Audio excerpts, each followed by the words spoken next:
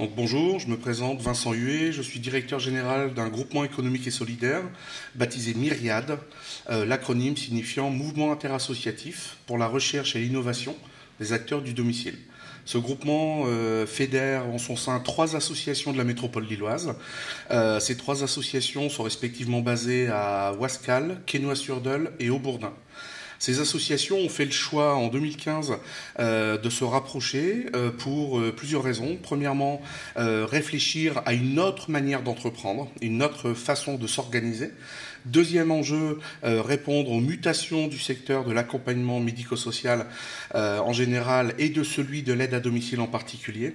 Et enfin, essayer, du fait de leur rapprochement, de créer des synergies, des mutualisations qui permettent de dégager effectivement des capacités d'agir, des marges, pour pouvoir justement s'investir sur de la recherche, de l'innovation, afin de répondre à des besoins peu ou très mal couverts sur la métropole.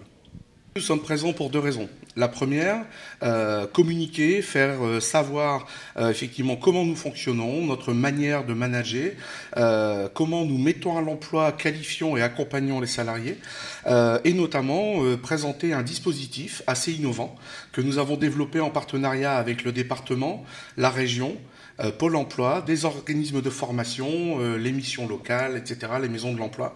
Et en fait, ce dispositif s'appelle Objectif Emploi. Nous sourçons, c'est-à-dire que nous sélectionnons avec nos partenaires des personnes tenues éloignées de l'emploi, demandeurs d'emploi de longue durée, allocataires du RSA, et nous essayons d'aller chercher chez ces personnes en fait des compétences, des aptitudes justement à l'interaction sociale, à l'altérité, en substance des personnes qui effectivement ont envie d'être utiles et d'aider, d'accompagner d'autres personnes. C'est un dispositif qui s'étale sur 6 mois avec 1 mois de mobilisation pour lever les freins, suivi de 4 mois de formation en centre de formation. Cette période est sanctionnée par la délivrance d'un diplôme d'assistant de vie aux familles. Et enfin, le 6e et dernier mois est un mois de binôme en entreprise où nos salariés expérimentés servent en fait de tuteurs pour ces jeunes professionnels. Voilà. L'autre objectif pour nous aujourd'hui était de pouvoir présenter également le modèle économique et organisationnel de notre groupement, à savoir effectivement une alternative à la fusion-absorption qui est souvent en vigueur dans les associations et dans le monde du médico-social. Et nous voulions justement défendre, présenter cette alternative, cette autre manière d'entreprendre, à savoir que 3 associations sur un même territoire peuvent à un moment donné, effectivement, confrontées à des difficultés organisationnelles et économiques, faire le choix de coopérer. Donc en substance, nous venons défendre aujourd'hui la coopération comme mode d'organisation. Plusieurs projets d'innovation sociale sont en cours au sein de notre groupement économique et solidaire. Le premier, qu'on a baptisé les habitats inclusifs. De quoi il s'agit? C'est assez simple. Nous accompagnons au quotidien des personnes en perte d'autonomie du fait de l'avancée en âge, de la maladie ou du handicap. Certaines de ces personnes n'ont pas le potentiel pour demeurer chez elles, mais expriment le souhait très clair de ne pas aller en établissement. Ce qu'on appelle le principe d'autodétermination. Donc pour accompagner ces personnes et les maintenir le plus longtemps possible chez elles dans une démarche d'inclusion sociale, avec nos équipes, nous avons imaginé un entre-deux, entre le logement complètement autonome et l'établissement. C'est ce qu'on appelle l'habitat inclusif. Un habitat inclusif, c'est quoi? C'est une colocation en cœur de ville, proche des services, proche des commerces, proche des transports, une colocation de 6 à 8 personnes, pas plus. Et ces personnes font le choix de vivre ensemble, certes, mais également de mutualiser certaines de leurs ressources et de se co-construire un projet de vie. Et donc c'est vraiment une aventure humaine et pas simplement une simple contingence des personnes les unes à côté des autres. C'est un projet qui est fortement soutenu par le département du Nord, mais également par d'autres partenaires. Et il faut savoir qu'actuellement, je pense que sur le département du Nord, il y a 50 sites d'habitat inclusif. Donc là aussi, ce sont des nouveaux besoins auxquels nous apportons de nouvelles réponses et pour lesquels il faut imaginer de nouveaux métiers. Avant, nous parlions effectivement d'auxiliaires de vie sociale.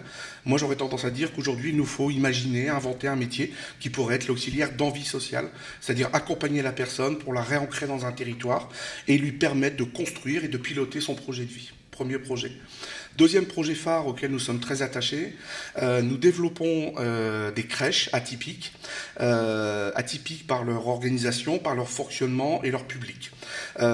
Première crèche qui me vient à l'esprit, donc la Maison de Louise à Tourcoing, qui est une crèche à vocation d'insertion, ouverte du lundi au samedi de 5h30 à 23h pour permettre aux parents en reprise d'activité de trouver une solution de garde souple et adaptable. Deuxième crèche, la maison de Louise et Ted, que nous avons construit à Wascal. Quand je dis construit, c'est au propre comme au sens figuré. Et c'est la première crèche de France en capacité d'accueillir des enfants autistes. Donc là aussi, c'est une vraie réponse pour des besoins qui n'étaient absolument pas couverts. Et enfin, dernier projet, sans que la liste ne soit exhaustive, nous travaillons dans le cadre du plan national de lutte contre la pauvreté autour de l'accès du logement pour les jeunes majeurs sortant de l'aide sociale à l'enfance.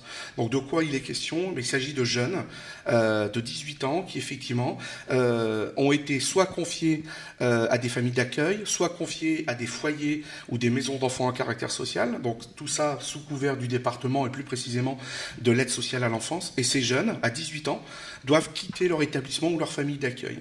Donc pour éviter justement la rupture de parcours, étant donné que ces jeunes ont souvent peu ou pas de réseau, et donc l'idée est assez simple, c'est de les accompagner en amont à partir de 16 ans pour essayer d'accroître leur capacité d'agir autour d'actes essentiels de la vie courante, la gestion des repas, des courses, le budget, les règles de bon voisinage, voilà, la gestion des énergies, et ensuite permettre à ces jeunes progressivement d'accéder à des colocations, toujours encadrées, à du logement accompagné, et enfin un logement autonome via un bail glissant.